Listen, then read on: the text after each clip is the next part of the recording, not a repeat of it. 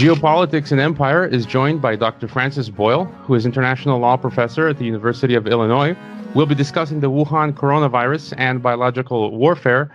He's served as counsel to numerous governments, such as Bosnia and Herzegovina and the Palestinian Authority. He's represented numerous national and international bodies in the areas of human rights, war crimes and genocide, nuclear policy, and biowarfare. He's written numerous books, one of my favorites being Destroying Libya and World Order, which I assigned as mandatory reading material for my own students when I taught at the Monterey Institute of Technology. But most important for this interview, he's written a book called Biowarfare and Terrorism and drafted the U.S. domestic implementing legislation for the Biological Weapons Convention, known as the Biological Weapons Anti-Terrorism Act of 1989, that was approved unanimously by both houses of the U.S. Congress and signed into law by President Bush. And thanks for joining us, Dr. Boyle. Wow, thank you so much for having me on, and thanks for that kind introduction. Now, let's get to what's been on the news recently, this coronavirus in Wuhan. There have been some reports recently. There's a really interesting website called Great Game India that has been reporting on this. And they've been talking about China, which they say has been complying with Biological Weapons Convention in recent years. But then there are some people in the U.S. and experts that have been saying that in reality, China isn't complying with the Weapons Convention. And I think neither perhaps the U.S. As well. And, you know, I'm wondering if China is developing its own biosafety level for lab in Wuhan and elsewhere as, you know, as a type of deterrence. Is it a type of biological arms race that we have going on? You told me in an email that you suspect China was developing the coronavirus as a dual-use biowarfare weapons agent. And also, what do you make of reports that Chinese scientists have been stealing research and viruses, including the coronavirus, from a Canadian biolab this past December? And as well, Chinese nationals have been charged with smuggling vials of biological research to China from the U.S. With the aid of Charles Leiber, who was the chair of Harvard's chemistry department, and who also happened to be in 2011 a strategic scientist at Wuhan University. So can you tell us what's going on with this recent outbreak in Wuhan? Right. Well, that's a lot of questions. I guess we can take them one at a time. But if you just do a very simple Google search on does China have a BSL-4 laboratory, Wuhan comes up right away. It's at the top of the list. That's all. The moment this type of thing happened, I began to do that. And so a BSL-4 is the most serious type. And basically, BSL-4 labs, we have many of them here in the United States, are used to develop offensive biological warfare weapons with DNA genetic engineering. So it does seem to me that the Wuhan BSL-4 is the source of the coronavirus. Yes. And my guess is that they were researching SARS and they weaponized it further by giving it gain of function properties, which means it could be more lethal. And indeed, the latest report now is its 15% fatality rate, which is more than SARS, and 83% infection rate. So typical gain of function, it travels in the air. So it could reach out maybe 6 feet or more from someone emitting a sneeze or a cough. Likewise, this is a specially designated WHO research lab. So the WHO is in on it, and they knew full well what was going on there. Yes, it's also been reported that Chinese scientists stole coronavirus materials from the Canadian lab at Winnipeg. Winnipeg is Canada's foremost center for research, developing, testing biological warfare weapons. It's along the lines of Fort Detrick here in the United States of America. And yeah, I have 3 degrees from Harvard. Would not surprise me if something was being stolen out of Harvard to turn over to China. I read that report. I don't know what was in those vials one way or the other. But the bottom line is, my opinion is, and I drafted the U.S. domestic implementing legislation for the Biological Weapons Convention that was approved unanimously by both houses of the United States Congress, signed into law by President Bush Sr., that it appears the coronavirus that we're dealing with here is an offensive biological warfare weapon that leaked out of that Wuhan BSL-4. I'm not saying it was done deliberately, but there have been previous reports of problems with that lab and things leaking out of it. And I'm afraid that is what we are dealing with today. And so can you give us, I mean, we'll be talking about the Wuhan and the coronavirus in China, but can you give us kind of like a bigger context? I know you've previously in interviews said that since 9/11, you think that the U.S. has spent $100 billion on biological warfare research. We know the Soviet Union, if I'm not mistaken, developed anthrax as a bioweapon. And you've also mentioned that UK, France, Israel, and China are all involved in biological warfare weapons research. So, and something interesting, I believe 1 or 2 years ago, a Bulgarian journalist and the Russian government shared their concern of the discovery of a U.S. bioweapons lab in Georgia, in the country of Georgia. You've commented how in Africa, U.S. has set up bioweapons labs to work on Ebola, which I think is illegal under international law, but they were allowed somehow to put those in Africa. So can you give us like a bigger picture, what's going on with these different countries and what's the purpose of this research? All these BSL-4 labs are by, United States, Europe, Russia, China, Israel, are all there to research, develop, test biological warfare agents. There's really no legitimate scientific reason to have BSL-4 labs. And that figure I gave, 100 billion, that was about 2015, I believe. I had crunched the numbers and came up with that figure, the United States since 9/11. That, to give you an idea, that's as much in constant dollars as the U.S. spent to develop the Manhattan Project and the atom bomb. So it's clearly all weapons related. We have well over 13,000 alleged life scientists involved in research, development, testing biological weapons here in the United States. And actually, this goes back. It even precedes 9/11, 2001. I have another book, The Future of International Law and American Foreign Policy, tracing that all the way back to the Reagan administration under the influence of the neocons.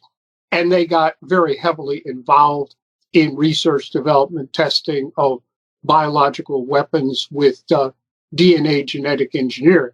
It was because of that that I issued my plea in 1985 at a congressional briefing sponsored by the Council for Responsible Genetics. I'm a lawyer for them. They're headquartered in Cambridge, Mass. All the MIT, Harvard people are involved in that, the principal ones. And then they asked me to draft that implementing legislation.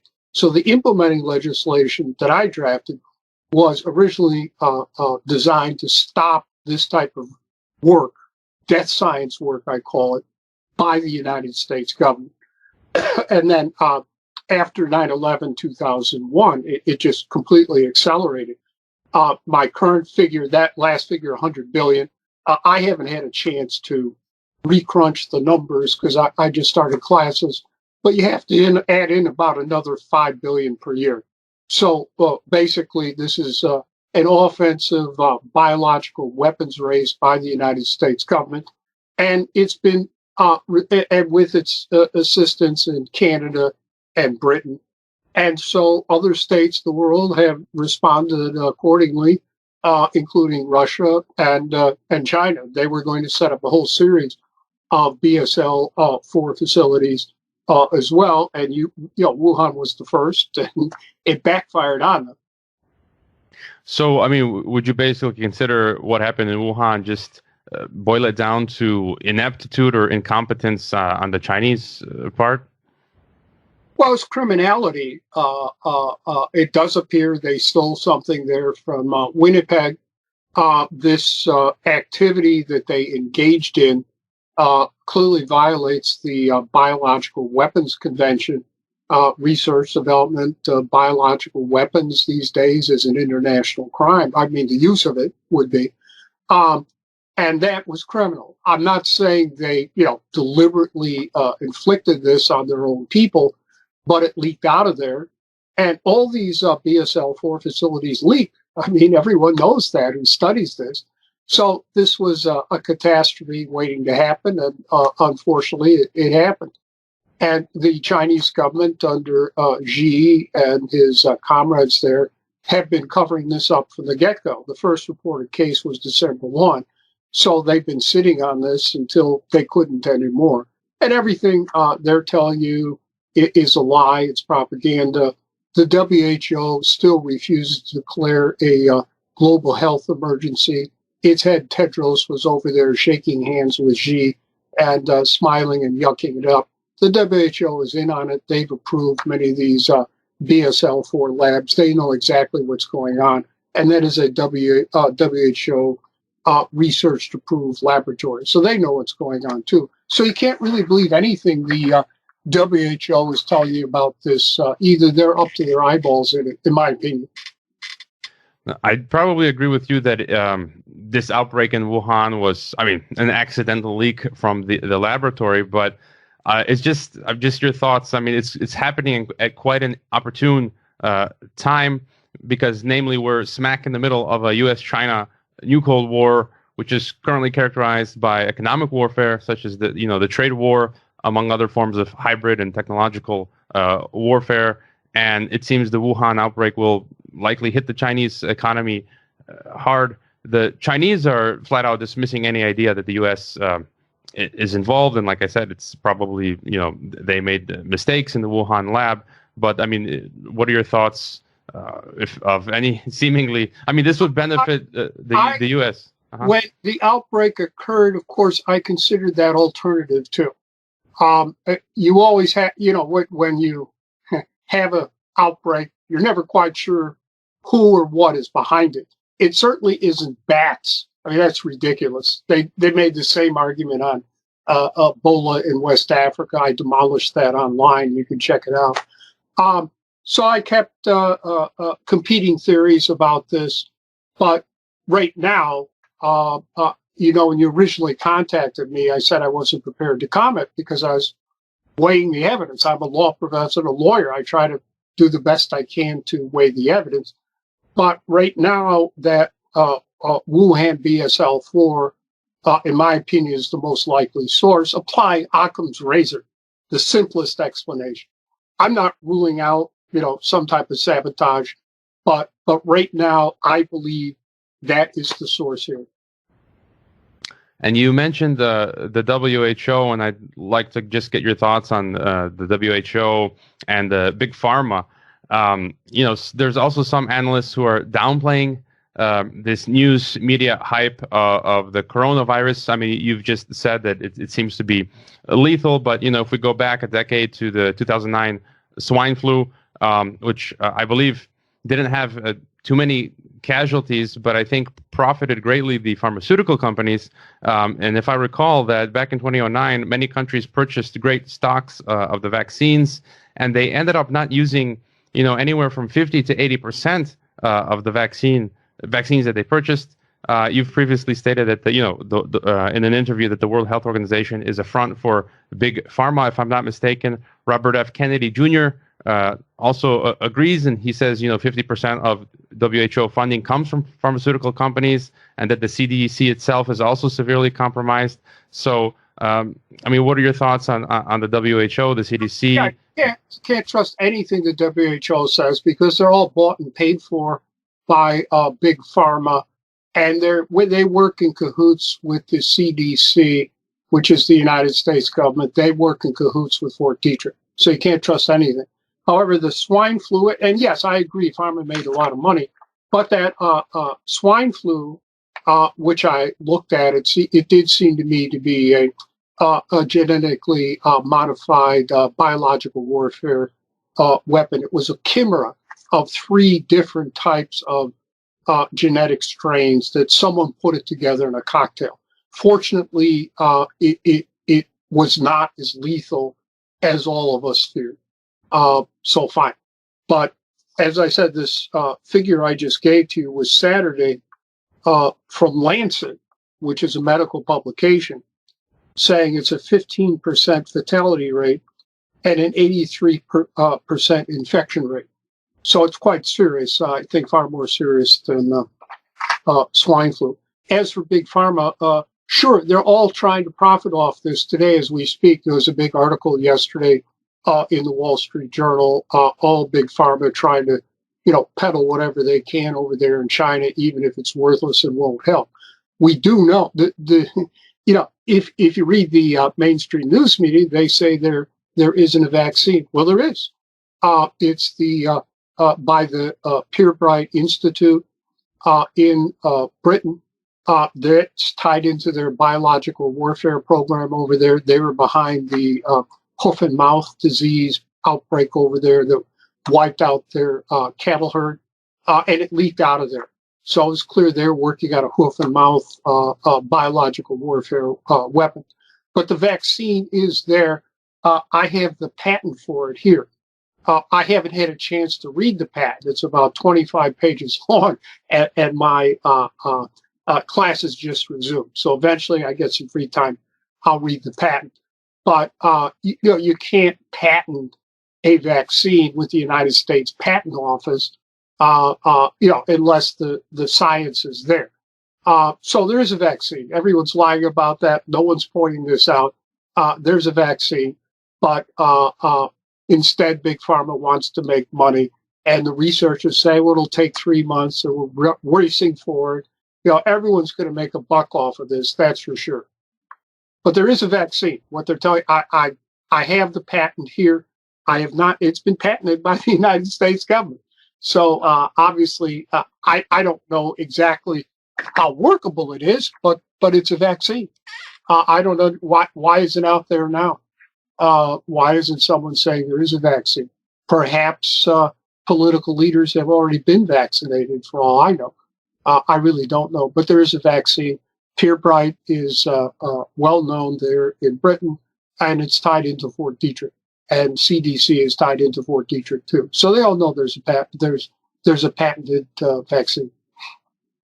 And just to get your comment on, something to related to this, which was my next question. So I think, I'm not sure if it's that same institute that you just mentioned that has the patent, but I read somewhere that the Bill and Melinda Gates Foundation maybe funds or has some connection to that institute that has the patent. I think they do. Yeah, the Bill and Melinda Gates information, they fund this type of DNA genetically engineered biological warfare work. That's correct. So you can't trust anything they're telling you that somehow they're out there trying to make the world a better place. We have Bill Gates publicly admitting the world would be a better place if there were a lot less people. So they're the Bill Melinda Gates Foundation. They are wolves in sheep's clothing. And they are funding this type of stuff, sure. Well, and just your comment, there was also the report that I guess it was a consortium of companies, which included the Gates Foundation, that back in just 2-3 months ago, in October of 2019, they held a pandemic exercise simulating an outbreak. What are the chances specifically of a coronavirus? And I don't know if it was called Event 201. People can find this online, and they gave a list of 7 recommendations for governments and international organizations to take.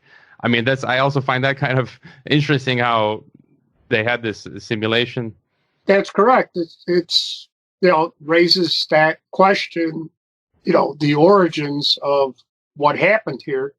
But right now, I'm just looking at the evidence I have and applying Occam's razor. And we know that Wuhan BSL-4 was research, developing, testing SARS as a biological warfare agent. So it could have been they gave it this DNA, genetic engineering enhanced properties, gain of function, which we do here in the West, in the United States, all the time. We have all sorts of research that is clearly biowarfare research that has been approved by the National Institutes of Health. It's a joke. They know full well they are approving offensive biological warfare research, and it gets funded by the United States government. Yeah. And you've also mentioned in the email to me that what happened in the biosafety lab level 4 in Wuhan calls into question the safety of all of these level 3 and level 4 labs around the world. But aside from they're completely unsafe. BSL-3 and BSL-4 labs are only designed for research, development, testing of offensive biological warfare agents. They have, in my opinion, they serve no legitimate purpose at all. They should all be shut down, every one of them. And even assuming they're too dangerous. If you want, there's a excellent documentary called Anthrax Wars by Nadler and Cohen. And I'm in there repeatedly. And at the end, I say, with respect to these labs, 3 and 4, this is a catastrophe waiting to happen. Well, I'm afraid the catastrophe has now happened. So there it is. Yeah, I was just watching that documentary before we connected, and I recommend listeners go check that out. Do you see in the future any countries, if we come to a conflict between U.S., EU, Israel, Saudi Arabia, Iran, China, Russia, you name it, do you see any of these countries actually utilizing these biological weapons it's illegal under international law, but we know, like in the past, that international law isn't followed. Do you think that there's a real danger of this escalating? For sure. That's the only reason they develop these biological weapons is eventually to be used. Sure. It's like the Manhattan Project. We put all that money into developing an atom bomb. And even though it was not needed to end World War II, they still nuked Hiroshima and Nagasaki. So, yes, I think that's correct. And also, these can be used covertly. Anytime you see a unexplained sudden outbreak of a disease like this anywhere in the world, both for human beings or animals, I always suspect the biowarfare agent is at work, and I monitor the situation like I did at Wuhan until I can reach a conclusion. So, yes, they can be used. And as for the United States government today, they are fully prepared, armed, equipped, supplied to wage biological warfare with anthrax. These other more exotic things, I don't know, but they have the weapons that are stockpiled, and we have to understand. If you read Seymour Martin Hersh's book, published about 1968, he won the Pulitzer Prize for Me Lie. He had the whole offensive U.S. biological warfare industry in there back before it was illegal, okay, and criminal.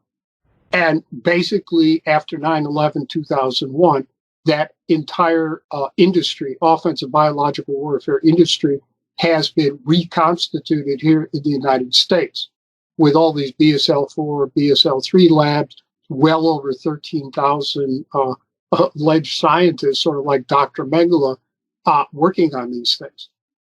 And so other countries have responded in kind, like Russia, like China. Yes. France is involved. Britain's involved. Sure. And I mean, you mentioned covert use. I just wanted to get your thoughts. In the last few years, there was the Russian double agent spy Sergei, I forget it, Skripal, who had been allegedly poisoned with Novichok out in Britain. And I thought it was funny. It just so happened where he was allegedly poisoned, he was right near Porton Down. I guess the British bio weapons lab, I guess the world's first bioweapons lab that was created in 1916. I mean, I don't know if you have thoughts on that whole incident. Right. Well, yeah, it was right down the street from Porton Down. So, applying Occam's razor, who do you think might have been behind this? And it was not a nerve agent. A nerve agent would have killed him immediately. This Novichok. It was something else like DX or something like that. So fine, but that I would just say that I don't think that was a coincidence. But there you go. Obviously, there's a lot of speculation on that. And something else that's kind of interesting.